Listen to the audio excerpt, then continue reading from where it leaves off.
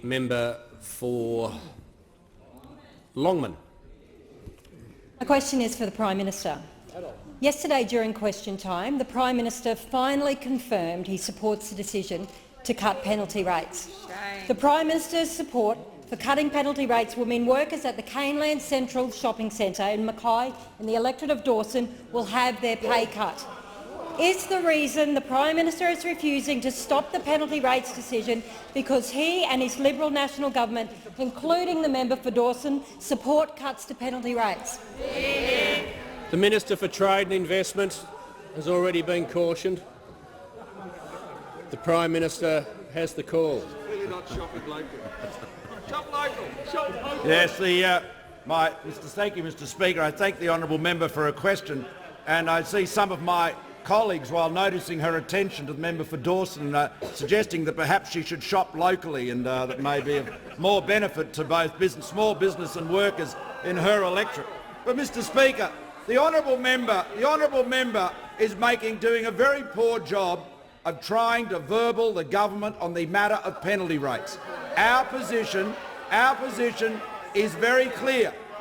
We support the decisions of the independent umpire because they are taken by the independent umpire.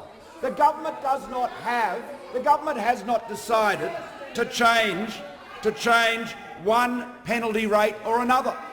The honourable member forgets that a fundamental principle of her party and her party in government and in opposition Leader of the Opposition knows the rules has always been to support the independent umpire and support it coming to a decision, going through a process, hearing from employers and employees and coming to a ruling. Now, as to what the right change is with respect to each of those awards, the government hasn't gone through that process, neither has the opposition. The only people who've done that hard work, that elaborate, laborious effort, is the Fair Work Commission, every member of whom was appointed by the honourable member's party.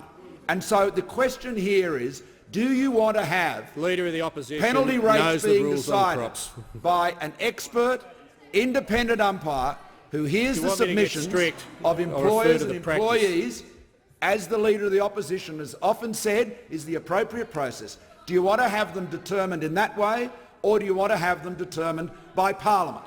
Now, what the opposition is now saying is Parliament should determine it. So what that would mean, as the Leader of the Opposition has said, that future governments will be able to make their own decisions about minimum wages, about penalty rates, about awards.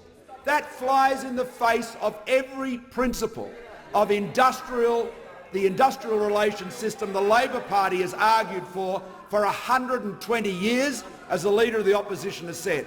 This is abandoning every principle of the Labor Party, and as Jenny George said, in words that honourable members opposite should reflect on very carefully, be careful what you wish for. The independent umpire has served workers well, it served employers well, it served Australia well.